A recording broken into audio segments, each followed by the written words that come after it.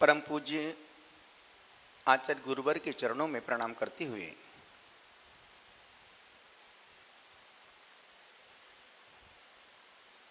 कहते हैं ना कि युग बीतते हैं, सृष्टियां बदलती हैं,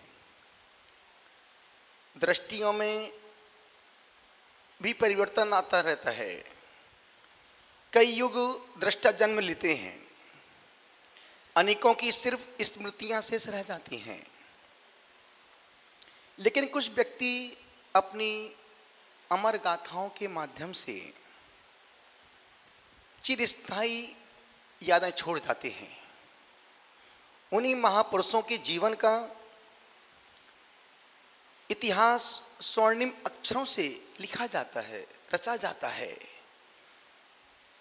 जो असंख्य जनमानस के जीवन को घने तिमिर से निकालकर उज्जवल प्रकाश से प्रकाशित कर देते हैं। ऐसे ही निरीह, निरपेक्ष, क्रांतिकारी राष्ट्र संत पूज्य श्री तरुण सागर जी महाराज साहब का अद्वितीय पुण्यतिथि दिवस है। और हमने उनको बचपन से देखा है, उन्होंने हमारे बचपन को संभाला है। उनकी सोच, उनकी दूरदर्शिता, यदि उनकी सोच हिमालय जैसी ऊंची थी तो सागर जैसी गहरी थी। वो व्यक्ति यदि कड़वे प्रवचन में विश्व में प्रसिद्ध हुआ है, कुछ ना कुछ कारण तो होगा, अन्यथा आज का बेटा माँ बाप की मीठी बातें सुनना पसंद नहीं करता है और पूरा देश उनकी कड़वी बातों को सुनकर के मुस्कुराता था, हंसता था, इटलाता था। इतना बोलने का हिम्मत उसी के पास हो सकती है जिसके मन में कोई छल कपट ना हो, पाप ना हो। और निश्चित आज एक देश, इस देश को उस संत की बहुत आवश्यकता है जिस संत के पास देश का हर संत आया हो, जिस संत के पास देश का हर नेता पहुंचा हो, और जो एक बार उनके पास गया है वो उनका ही हो गया है। निवेदन कर रहा हूं, जिस राष्ट्र संत तरुण सागर जी महाराज साहब ने मंदिरों की परिधि से निकालकर जिसने महावीर को जन जन तक पहुंचाया हो, जन कल्याण की दुर्गम राह पर चलकर घर, परिवार, समाज, देश और राष्ट्र को सही मार्ग का मर्म बतलाया हो, ऐसे राष्ट्र संत तरुण सागर जी महाराज साहब के पावन पुनीत चरणों में अपनी भावांजलि, अपनी अधरांजलि, अपनी श्रद्धांजलि समर्पित करता हूं। क्योंकि जब हम घर से आए थे तब से लेकर के लास्ट तक उनका हमने साथ पाया। हमने उनको सिर्फ पढ़ा ही नहीं है, उनको जिया भी है। और हम जब संघ में थे तो हम लोग तीन की बहुत अच्छी मित्रता थी, तीन की जोड़ी थी, तरुण सागर, प्रज्ञा सागर, प्रसन्न सागर। कहीं भी जाना है, जहां कहीं बिहार होता था, चौकी कम है, एक साथ तीनों साधु का आहार होता था। अभी 2011 जब पुष्पगिरी महोत्सव में एक साथ उठना, एक साथ बैठना, एक साथ आहार करने के लिए जाना, वो उनकी यादें, उनके साथ बिताए पलों को कभी विस्मृत नहीं किया जा सकता है। और हम लोग मित्रता, ऐसी मित्रता थी, और निवेदन आपसे कर रहा हूं, 100 मित्र मत बनाओ, पर एक ऐसा मित्र बनाओ जिसकी मित्रता में दूध पानी जैसी निर्मलता हो, जिसकी मित्रता में मौन और धागे जैसी समर्पण की शक्ति हो, जिस मित्रता में कृष्ण और सुदामा का प्रेम हो, जिस मित्रता में मछली और पानी जैसी घनिष्ठता हो। और ये मित्रता हम ऐसी ही थी, और वाकई में उनको पाकर के हम लोग बहुत आगे बढ़े, और जो सिखाया, जो बतलाया है, आज वो सब वही कर रहे हैं। मैं उनके इस समाधि दिवस पर अपनी भावांजलि, अधरांजलि समर्पित करता हूँ, कोटि कोटि प्रणाम करता हूँ। परमात्मा उनकी चेतना को सम्यक की दिशा दे, सम्यक की राह दे। बोलो महावीर भगवान की। 186 दिन का मौन था महाराज जी का, कृष्ण सागर जी महाराज जी का 186 दिन का मौन था। अब मौन तोड़ने के लिए मैं महाराज जी से आग्रह करूंगा और हम सब उसके साक्षी बनेंगे। 186 दिन, कल्पना करिए, कल्पना करिए, कल्पना करें 186 दिन क्या होता है। हमसे तो 12 घंटे का मौन रखा जाता, अरे 12 घंटा क्या, 12 मिनट का भी मौन नहीं रखा जाता। एक दिन मैंने प्रवचन में सबसे कहा आप सब लोग 10 मिनट का मौन रखना, 12 से 12:10 तक कोई बात नहीं करना। सबने कहा जी महाराज नहीं करेंगे।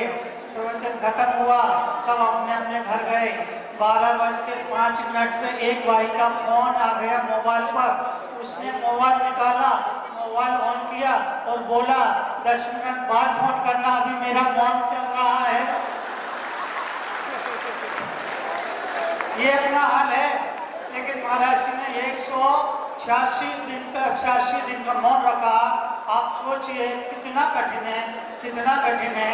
हम दिन भर तो बोलते ही हैं, रात में भी सोते समय बड़बड़ाते हैं। लेकिन महाराज श्री ने इतनी कठिन तपस्या उपवास के बाद की है और 186 दिन हम रखे। मैं निवेदन करूंगा महाराज जी से, और अभी वो अपने माइक तो रखो, माइक रखो। और दिव्य घोष वाले कहाँ हैं? दिव्य घोष वाले कहाँ? देखो जो लोग आगे खड़े हैं, बैठे हैं, वे लोग सब बैठ जाएं। जो ऊपर बैठे वो थोड़ा सा नीचे हो जाए ताकि पीछे वालों को सब कुछ दिख सके। माइक वाले भैया महाराज जी का माइक बिल्कुल सेट कर दें। जितने भी वाद्य यंत्र वाले हैं वो महाराज श्री का जैसे ही मौन पूरा हो उनको बजाना शुरू कर देना है। वो लंबा चौड़ा नहीं, एक शब्द बोलेंगे, एक शब्द बोलने का मतलब मौन टूट गया, आप वो बोल सकते हैं। जैसे ही वो अपने मुख से शब्द का उच्चारण करें वाद्य यंत्र अपने आप शुरू हो जाएंगे। और आपको क्या बोलना है? जय जय जय जय जय जय। क्या बोलना है? बोल के बताइए। अरे बोलते रहो। 1 मिनट तक चलना चाहिए। जय जय जय। वाद्य यंत्र अपनी आवाज करेंगे, आपको जो हमारे, मैं भी बोलूँगा, आप मेरे साथ बोलेंगे, वो हम सब उसके साक्षी बनेंगे।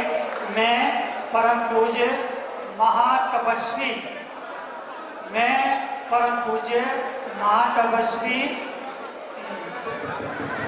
मैं महातपस्वी मुनि श्री कृष्ण सागर जी महाराज से आग्रह करता हूँ, प्रार्थना करता हूँ, निवेदन करता हूँ कि वो अपनी अखंड मौन साधना जो पिछले 186 दिन से कर रहे थे, आज वो संपूर्ण हो रही है।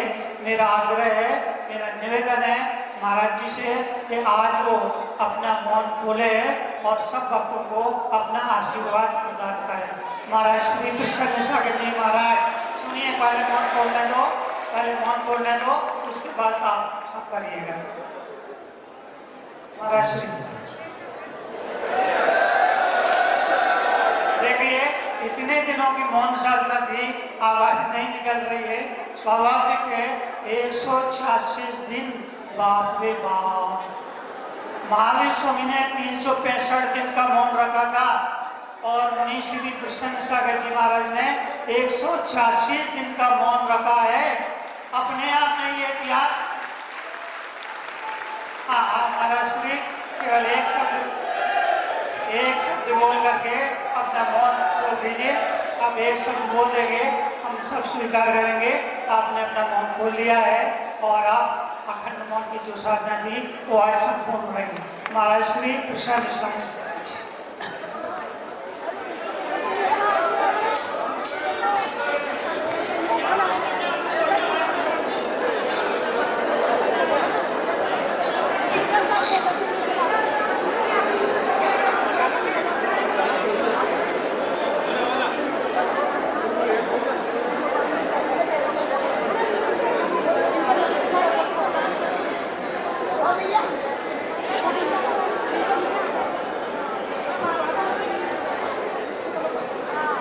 एक बात मैं और बोल दूं, एक महाराज जी, एक बात मैं और बोल दूं। भगवान महावीर स्वामी के बाद मुनि श्री कृष्ण सागर जी महाराज ऐसे पहले मुनि हैं जिन्होंने ये व्रत तप किया।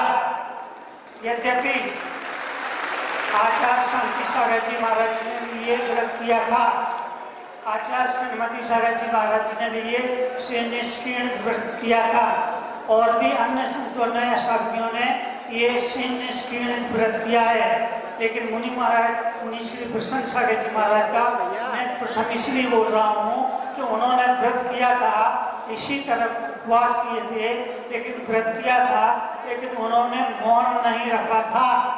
लेकिन मुनि श्री ने व्रत के साथ अखंड मौन साधना भी की, इसलिए महावीर स्वामी के बाद पहले मुनि हैं जिन्होंने इस तरह की कठोर साधना की है। जोरदार ताली बजाइए।